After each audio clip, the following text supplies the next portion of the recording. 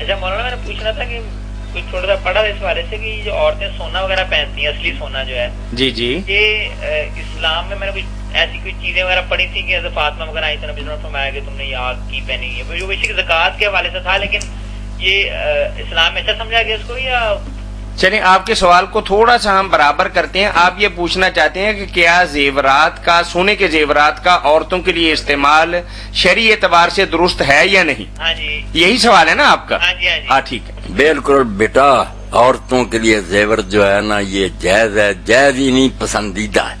صحیح. اگر جس کو عربی زبان میں عطل کہتے ہیں توئے لام کہ وہ بس ایسے ہی رہیں، نہ کوئی انگوٹھی نہ کوئی زیور، تو بہت ان کا یہ گناہ ہے، اس پر انہیں ڈنڈے مارنے چاہیے کہ کوئی بن سنور کر جاؤ. زیورات اب من یونشا فی الحلیہ، عورت کی تو تعریف ہی اللہ نے کی کہ جو زیوروں میں پلتی ہے. اس طرح عورتوں کے لیے تو بالکل ایک فطری شے ہے کہ چھوٹی عمر سے بچیوں کے کانوں میں بالیاں، پھر انگوٹھیاں، پھر جوان ہو زیورات کی مخالفت نہ کریں.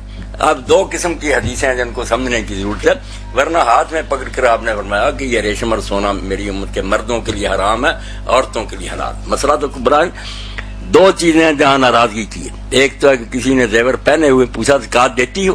کہا نہیں دیتی. تو فرمایا تم پسند کرتی ہو کہ اللہ آگ کے کڑے پہنا دے تمہیں پر زکوٰۃ دیا کرو. وہ تو ہے ناراضگی زکوٰۃ نہ دینے پر، زیورات پر نہیں.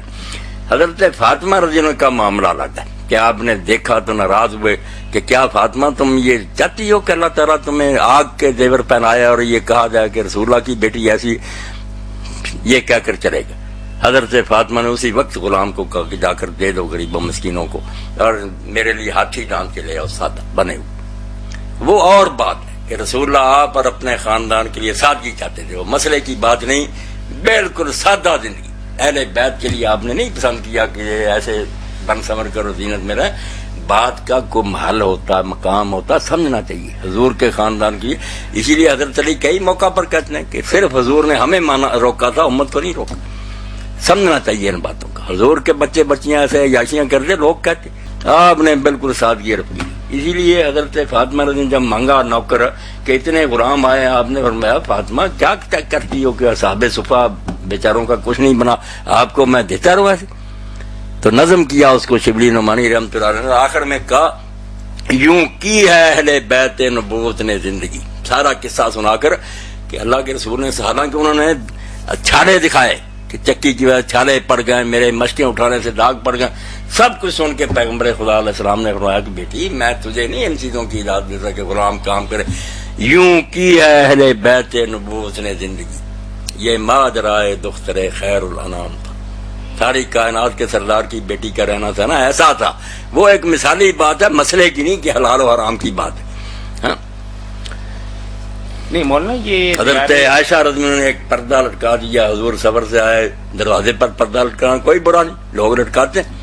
آپ ناراض ہو گئے، پیچھے وہ انہوں نے توبہ کی اور اتار دیا. فرمایا میں نہیں اپنے گھر میں چاہتا کہ میرے گھر کی دیواریں جو ان کو کپڑے پہنا دیں. اب مسئلہ نہیں ہے، لوگ بات کو سمجھتے نہیں کہ ہر آدمی کا الگ الگ مقام ہوتا. ایک عالم کو سادہ درویشانہ رہنا چاہیے، وہ بھی عیاشی کرے گا تو پھر جیسے نا سادی کہتے ہیں کہ بادشاہ اگر آدھا انڈا ظلم سے لے گا نا تو اس کے لشکری تو مرغی سیخوں پر چلا جائیں گے، لوٹ مچ جائے گی. بالکل حضرت عمر رضی کی طرح سادہ فقیر درویش. تو مسئلہ یہ ہے کہ حلال ہے ریشم اور زیور عورت کے لیے، مگر زکوٰۃ نہ دے تو جہنم. اور اگر ایسا کوئی بزرگ اللہ کے رسول اور ان کے نائب تو انہیں چاہیے سادہ سے سادہ زندگی گزارے. مولانا یہ سعودی عرب اور شام وغیرہ کے بعض علماء کرام زیورات کو عورت کے لیے بھی جائز قرار نہیں دیتے. نہیں دیتے. اسی طرح علامہ البانی صاحب اور کئی نے کہا مگر یہ بات درست نہیں. ان کے پاس کوئی دلیل تو ہوگی، یہی دلیل بناتے ہیں، یہی دلیلیں بناتے ہیں. اسی لیے مودودی صاحب نے، علامہ ابوبکر صاحب نے بڑی تفصیل سے صحت کے تحت کہ عورتیں تو ابا یونشا فی الحلیہ، کہ عورتیں تو پرورشی زیوروں میں پاتی. بڑا رد کیا کہ یہ خلاف جمہور ساری امت کے ووٹ ایک آدھ روایت کا کیا فائدہ. شروع سے اجماع چلا رہا تھا کہ عورتیں زیور پہنے، سونے کے بھی چاندی کے. مولانا کیا بچی کے گھر والوں کی طرف سے بارات پر خرچ کرنا کھانے وغیرہ کا، اس کی کوئی ممانعت بھی آتی ہے؟ کوئی ممانعت نہیں، مگر ہیں یہ طاہر صاحب وہی بیڑیاں اور وہی بوجھ جس سے دین نے ہمیں رہائی دی تھی، مگر ہم نے ہندو تہذیب کے اثر سے وہ ساری مصیبت سے اپنے گلے میں ڈال. اب منگنی کے موقع پر یہ برات کو آپ رو رہے ہیں، منگنی پر ہی تباہی ہوگی، بسیں بھر کر جا رہے ہیں، شادی کی طرح خرچ ہو رہا. پھر جو یہ مہندی ہے اس پر تو بالکل بدماشی ہوگی، بے پردگی، ہاتھ میں مشریں جا رہی لڑکیاں لڑکے، آوارگی، وہ بھی خرچہ، برات. اب دیکھیں کہ اللہ کے رسول علیہ السلام کو جو لوگ جاننے والے تھے، حضرت عبد الرحمن بن عوف کیسے قریبی ہیں، ماموں، مدینہ میں شادی کر لی، حضور کو بھی نہیں بلایا، کسی کو خبر ہی نہیں ہوئی کہ عبد الرحمن نے شادی کی. شادی کیا تھی؟ لڑکی لڑکا اکٹھے ہو، ایک ان کا ولی ہو، ایک نکاح کرانے والا ہو، بس دو گواہوں کی موجودگی میں ولی کی اجازت سے ان کا ایجاب و قبول کرا دیا، بلکہ وہ آپس میں کہہ دیں کہ ہم خاوند بیوی بن گئے، قصہ ختم.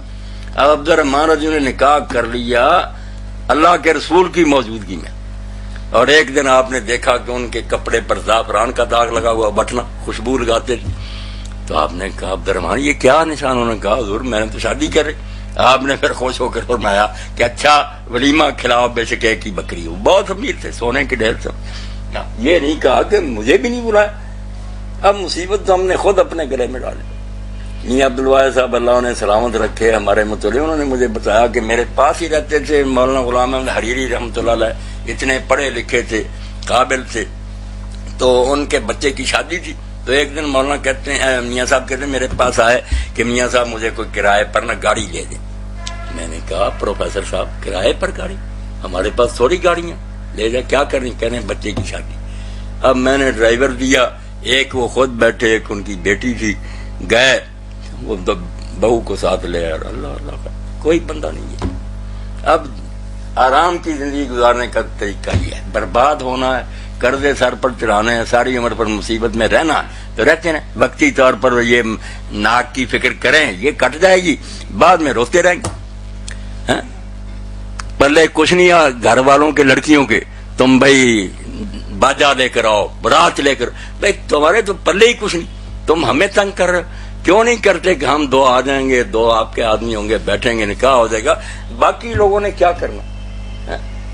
تو یہ سب نا برباد ہونے کے ساتھ. نہیں مولانا، اتنی بڑی بات کہ ہر بندہ یہ محسوس کرتا ہے کہ یہ ایک ناروا اور غیر اسلامی بوجھ ہے، اس کے باوجود نہ علماء کی طرف سے جاندار آواز اٹھائی جا رہی ہے، نہ بیٹیوں والوں کی طرف سے کوئی ایسی کوئی آواز اٹھ رہی ہے. علماء کیا کرے، وہ بھی اسی مولانا یہ سورہ بقرہ کی آیت نمبر 62 کے حوالے سے بھائی نے پوچھا ہے کہ مطابق اہل ایمان یہود، نصارہ اور صابی حضرات جو اللہ اور یوم آخرت پر ایمان رکھتے ہیں وہ کامیاب ہیں. اس کے مطابق یہود، نصارہ اور صابی قوم کے لیے کیا رسالت پر ایمان ضروری نہیں ہے؟ وضاحت فرما دیں. بھائی قرآن بڑا پڑا ہے کہ جو اپنے زمانے کے رسول کو نہیں مانتا اور اس کتاب کو نہیں مانتا جو اس دور میں نازل ہوئی ہے، پکے کافر ہیں، ان کا ٹھکانہ جہنم ہے. یہ کوئی ایک جگہ بات بیان ہوئی. اب ایک ٹکڑے کو لے لینا اور اس کا ایسا مطلب نکالنا کہ سارے قرآن پر قلم پھر جائے، یہ کوئی انصاف کرنے والی بات؟ بے ایمان مرنے کی باتیں. بات کا مطلب لینا چاہیے کہ ساری عمر میں اس نے کیا کہا، اس کو سامنے رکھ کر نبی پر ایمان کے بغیر کوئی دین نہیں. نیک عمل کہتے ہیں اس کو جو شریعت بتائے گی، نیک عمل نہیں اس نے ہسپتال بنا دیا. یہ لوگوں کی نظر میں ہے، وہ ایک بھی نیک عمل نہیں جو دین نے نہیں بتایا. اس لیے جو ہے نا کہ اللہ اور آخرت پر نیک عمل. باقی راہ کے 3 گروہ کیوں شمار کیے؟ یہاں بہت سے علماء کو غلطی لگی، وہ جانتے نہیں کہ آپ سورہ حج میں دیکھ لیں، وہاں مجوس بھی ہے، مشرکین بھی، وہاں نہیں جنت کی بات. یہ چاروں گروہ جو ہے نا جنتی ہیں اپنے اپنے دور میں. صحابی کہہ رہے ہیں بت پرست، پتا کرو مومنوں کی جماعت تھی، پیغمبروں کے ماننے والے تھے.